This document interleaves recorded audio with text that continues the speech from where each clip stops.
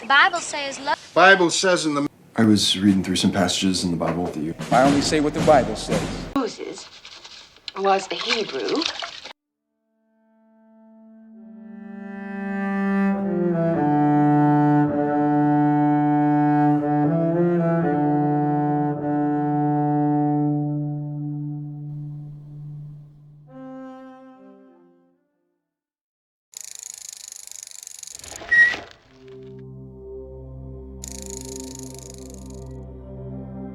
In this video series, we've been exploring the question, what is the Bible? Today, we're moving from the book of Genesis and diving into the incredible journey found in the biblical book of Exodus. This book, second only to Genesis in its place within the Bible, takes us on an epic adventure filled with unforgettable moments, powerful lessons, and a front row seat to the foundational story of the Israelites. Known in the Hebrew as Shemot, names, Exodus isn't just a story, it's a window into how a group of people, led by the legendary Moses, transitioned from slavery in Egypt to becoming a holy nation and a kingdom of priests. Through the strength and guidance of Yahweh, they journeyed to Mount Sinai, received the 10 Commandments, and entered into a covenant that would shape their destiny.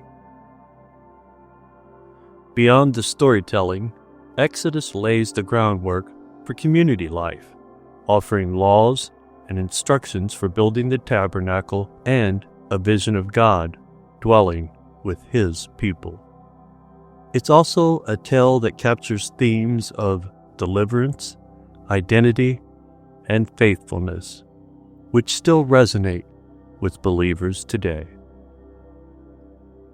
While traditional views ascribe the authorship of Exodus to Moses, modern scholarship brings additional perspectives, suggesting its origins stem from oral traditions and writings during the Babylonian exile.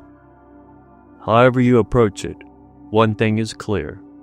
Exodus continues to inspire and challenge us to reflect on faith, freedom, and covenant living. So let's journey together as we explore the timeless message of Exodus and discover what it means for us today.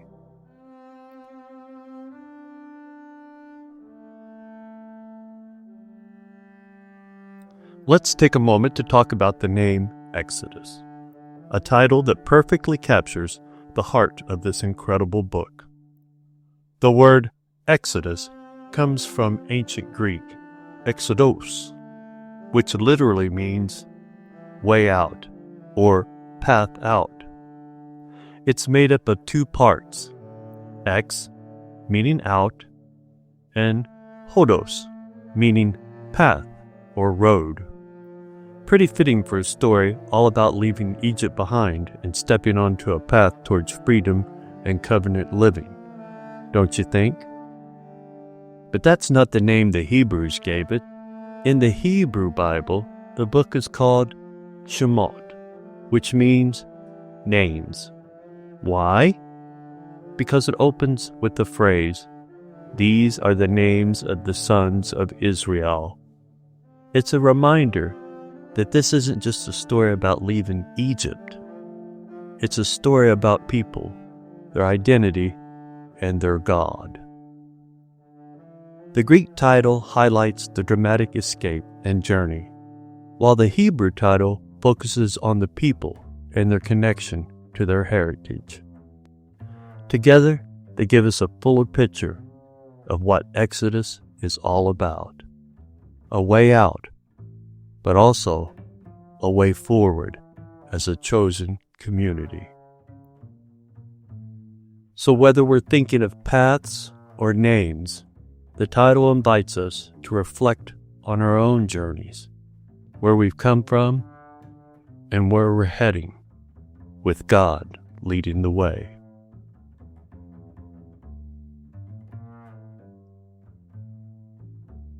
When it comes to the book of Exodus, one of the big questions is, how historical is this story? It's a fascinating question that scholars and archaeologists have wrestled with for years. Let's unpack it together. Mainstream scholars generally agree that the Exodus story wasn't written during the events it describes, but rather centuries later. Experts like Israel Finkelstein and Neil Asher Silberman point out that archaeological digs haven't uncovered evidence of a wandering Israelite group in the Sinai. Instead, archaeology seems to show a lot of overlap between the cultures of Canaanites and the early Israelites. This has led some to suggest that the Exodus might reflect a charter myth or a symbolic history, perhaps tied to events like the expulsion of the Hyksos from Egypt, reshaped to inspire hope and resistance during difficult times, like Judah's 7th century struggles with Egypt. But don't give up on Exodus just yet. Many scholars think the story contains an historical core, something real that inspired the narrative, even if it didn't happen exactly as described.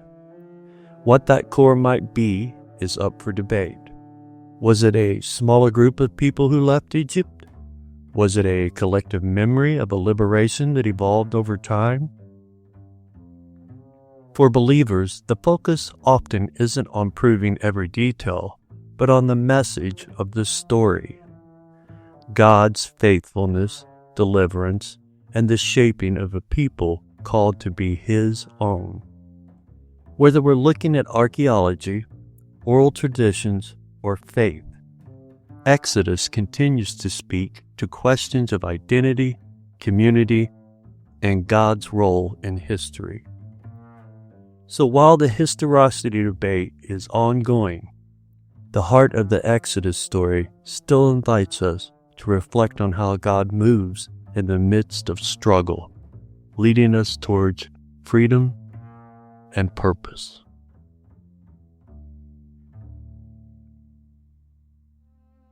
Let's talk about how the book of Exodus is organized. Because even the way this story is put together has a lot to teach us. There's no single agreed-upon structure for Exodus, but one popular approach sees it as a story told in two parts. Think of it like two panels of a painting that together give us the full picture. The first half is all about God stepping into the chaos of Egypt to rescue His people. It covers everything from Israelite slavery, Moses' dramatic calling at the burning bush, the plagues, and that unforgettable moment when they crossed the Red Sea. It's an epic display of God's power and care as He leads His people to freedom. The second half shifts gears. It's no longer just about escape, it's about relationship. This is where God enters into a covenant with the Israelites at Mount Sinai. They receive the 10 Commandments and the instructions for building the tabernacle. It's like the "now what" moment after the rescue, where God says, "Here's how we're going to do life together." By splitting the story into these two parts, rescue and covenant, Exodus paints a bigger picture of who God is. A deliverer who doesn't just set people free, but also invites them into a deeper relationship. Of course, some scholars propose a 3-part structure instead, but we'll save that for another time. For now, think of Exodus as a 2-act play. Act 1 is about God's power to save, and Act 2 is about God's desire to dwell with His people. Pretty amazing, right?